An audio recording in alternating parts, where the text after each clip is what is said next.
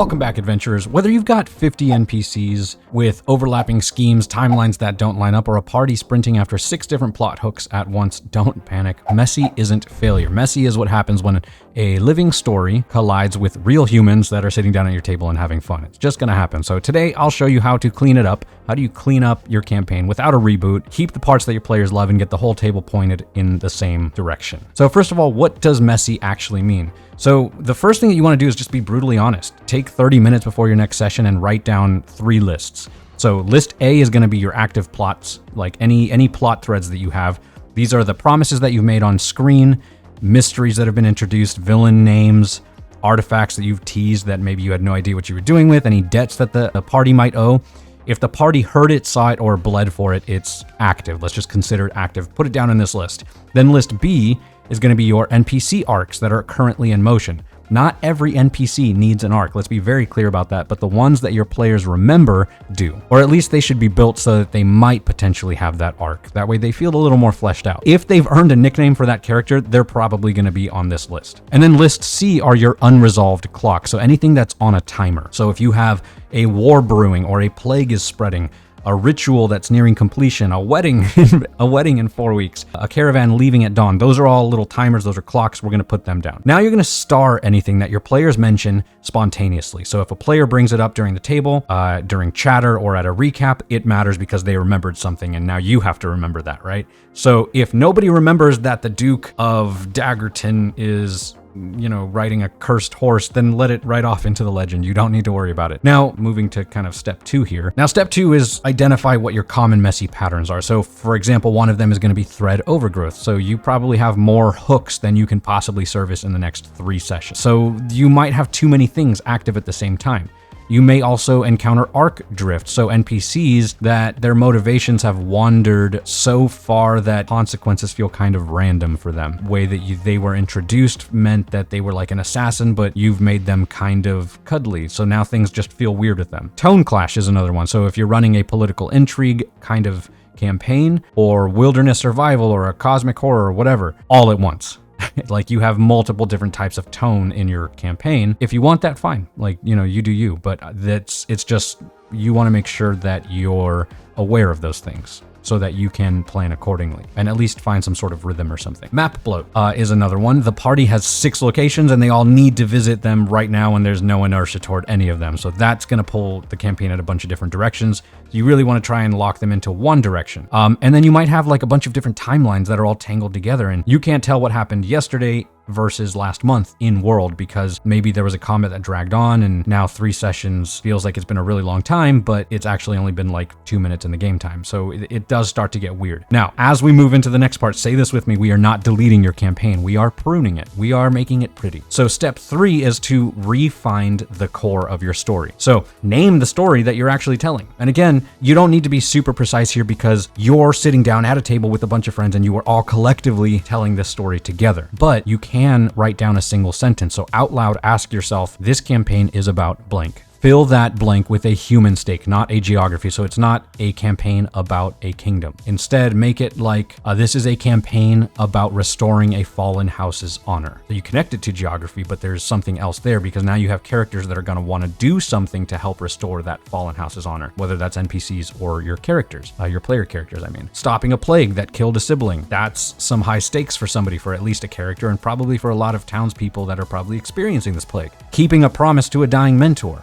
Right? Any of those things are human connections. Those are human stakes. And I mean human in the sense of like that you and I understand these stories, right? Because chances are the person that's watching this, you're probably not an elf, but I don't know.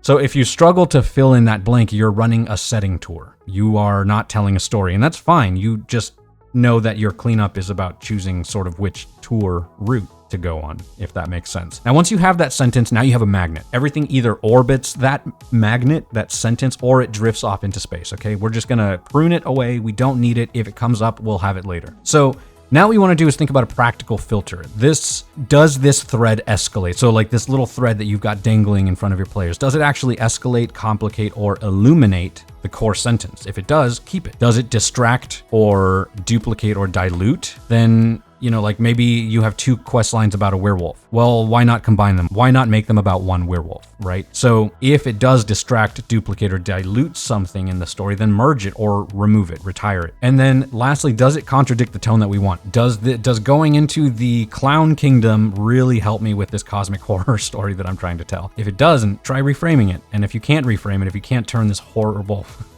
idea of Clown Town or whatever I just said, remove it. So for example, if your core is redeem the warlock's patron, then the crime boss subplot becomes valuable only if the boss is tied to the patron's network, or if they hold a key to that redemption, because otherwise just merge the boss into someone who is, or end the thread with a single scene, and we'll talk about that in a moment. So now we move on to the next step, step 4, which is you want to consolidate the sprawl, right? Merge everything, fast track it, or fade it. So you have 3 cleanup tools. Now, the first tool of this section, right, stay with me, is to merge the threads. Find pairs that serve the same dramatic purpose and fuse them. If you have 2 mid-level villains, make them the same person under 2 different masks. That's a quick fix, or make them working together. If you have 3 separate cults, then maybe they have 1 banner and many different cells. If you have a missing relic and a missing person, then the person is the relic's guardian or the vessel, right? That is just a really quick way to sort of bring everything back into the attainable and the achievable for you, so you're not having to think so much. Write the new truth down, you know, whatever it is, the Scarlet Widow and Bishop Varn are the same person. Who knew? What a plot twist. And from this point forward, you only prep 1 antagonist, right? So that's an example for you, and it's also a really great way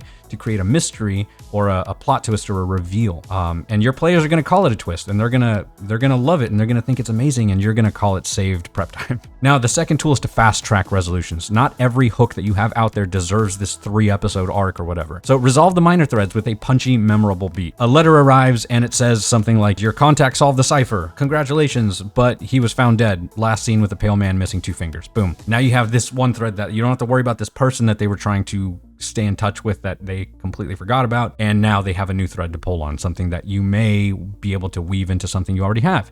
They might have a dream or an omen that delivers a missing clue and, you know, tie it to a PC's backstory so it feels like they earned that or like it's important to them. So what you can think about here is to just kind of give each fast track a tangible keepsake, a map, or a ring that has like a symbol on it, a branded coin pouch, a locket with a portrait. Physical props, especially if you can give those to your players at the table, that's gonna make them love it. And then lastly, the third tool in this step 4 is to fade it with dignity. So some things can just become rumors, or they can become history, and having an NPC mention offhand like, oh, that smuggler ring? Yeah, it broke apart last winter when the river froze. Done. Like, if a player later begs to revisit it, you can, great, you can resurrect it. Until then, just enjoy that empty backpack space. Now, really quick, I do want to just take a moment to say thank you to today's sponsor, Describe. And if you've watched any of my videos, you know that I am constantly tripping over my own words. So how do you do that without spending your entire session prepping notes and prepping things for you to read? How do you bring your world to life? Well, that's where Describe comes in. Now, to really help you understand that, here's a minor illusion to perfectly explain it. Wait, it's not working. Why isn't it? Okay, let's just use Describe. Describe is a massive, professionally written library of descriptions, NPCs, locations, monsters, spells, magic items, and entire scenes ready to drop right into your campaign. And what's cool is that you can search by keyword or filter by vibe, such as dark, romantic, or cursed, and it even integrates with your VTT so you're not having to scramble mid-session. And what I love the most is that you can add your own notes, you can pair entries with music and maps and ambience and sound effects all in one place. So if you want to try it for yourself, check out Describe and use my code FANTASYFORGE at checkout. Yeah, that's more like it. Now, the next step, step 5, is to repair the timeline. Anchor it, right? Anchor yesterday, today, and the next 3 ticks, the next 3 sessions or whatever. Mess often comes from time losing shape, and we can fix it with anchors. So you can think about the last 7 days. So anchor 1 is the last 7 days. Write a 3-sentence recap as if you were a bard or whatever you want. Yesterday, you escaped the burning archives with the Black Ledger.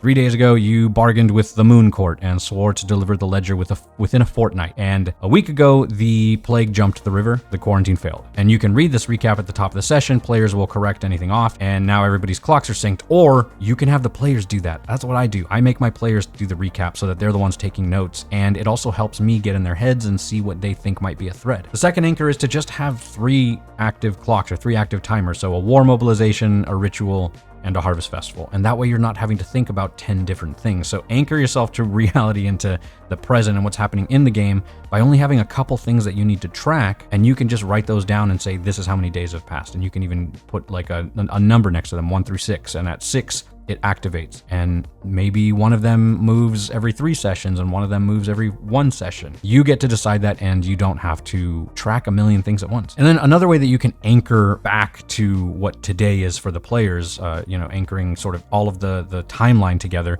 is to just do a downtime montage. Like, I love doing that. Sometimes you just need a reset. So between arcs, I go around the table and ask your players, tell me one personal thing that your character does this week and one rumor that they hear if you want to, have them engage with some of the world. You just aged the world. You resurfaced what their personal stakes are, what their players are wanting to do, and you fed yourself some hooks and you didn't have to derail. Now, step 6 is to recenter the party.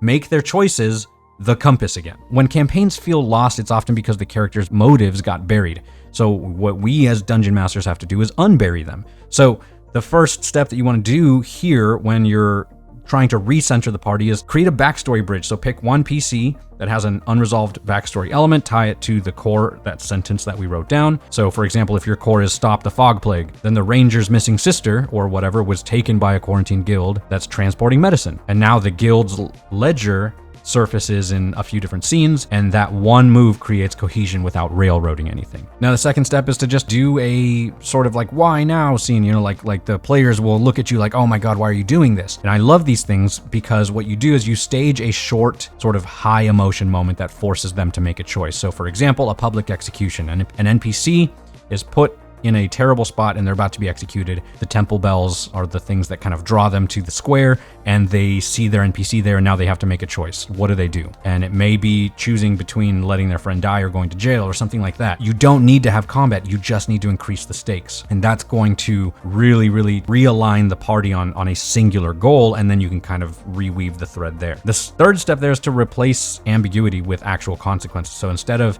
handing out 3 new hooks every session, let one consequence domino into the next session. If they spared a bandit captain 3 sessions ago, they show up with intel and a debt to pay, or they turn around and backstab them. And the reason that that's so good to do is because those consequences are cleaner than leaving a bunch of different breadcrumbs. You're continuing one singular storyline. Step number 7, tone triage. So pick a mood and just color inside it. What you allow at the table is what you're making, right? You're sort of the game, you're the game master, you're the dungeon master, you are the Xbox, the PS5, you are the manual. Pick one tone for the next few sessions and make it obvious through detail. Like write these things down, right? Write down sensory detail, music, NPC behavior that you want to tie into, little tiny clues that you want. If they're in the hells, then maybe their spells are affected differently. Their spells, they continue to work like normal, but their spells are manifesting differently. So instead of purple smoke, it's red smoke with a black skull that comes out of it. It just flavor it. Do things that are going to make the tone more apparent. And as a pro tip, one thing that I like to do when I'm trying to set tone, especially at the beginning of a campaign,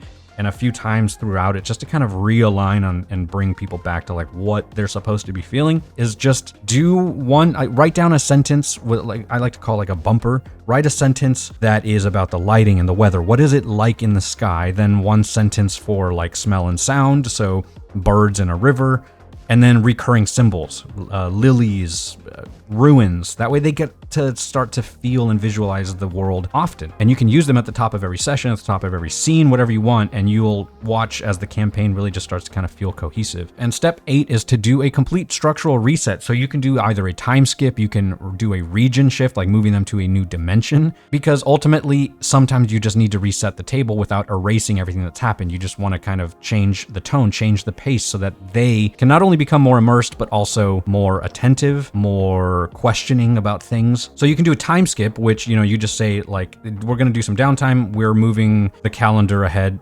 3 months, and talk about and set the tone for them, show them, give them a blurb about like what's happened. Walls have been rebuilt, maps have been redrawn, there's a war that has now ended. Anything that you can do that kind of shows them that the world is moving and what has happened in those 3 months. And then you can go right back to asking them, what are you doing in those 3 months? Or you can do a region shift. So you're still in the same world, you're just kind of moving into a different frontier or an outpost, a mountain monastery, a new city, whatever it is, a new dimension. That's one of my favorites. And you can choose to kind of bring some persistent elements with you. So maybe that symbol of the bad guy is also appearing here. And now you're starting to weave the story back into that. What I'm trying to get at here is that you don't need to do a complete rewrite. You don't need to write a novel. You don't have to completely throw everything away. Messy campaigns are not a warning sign that you're failing as a DM, okay? They are the heartbeat, and sometimes the heartbeat is going to be very fast-paced and sometimes it's going to be slower, and that is okay. Your job isn't to control the narrative. It's not to try and tell the one story that you're trying to tell. What you're trying to do is kind of clip the tangles. You're just pruning the campaign as you're moving along. As a storyteller, you're choosing which stories to pull on, which ones you think your players are going to like, and tie the right knots and keep the tapestry moving in one direction. So let me know in the comments down below, what's the wildest thread that your table has ever chased, that you had to merge or fast track, and how did you do it? Let me know in the comments down below. As always, thank you so much for watching. Forge on, my friends, and remember, don't cut the red wire. Red.